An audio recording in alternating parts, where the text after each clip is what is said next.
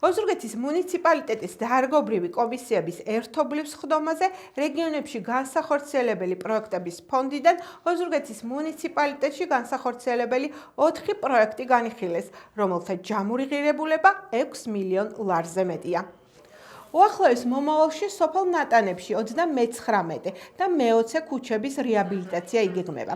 ასევე სოფელ მელიქედურში მე-4 და მე-14 ქუჩების და ქალაქ ოზურგეთში ფარნავაზ მეფის ქუჩების მე-3 ჩიხის რეაბილიტაცია.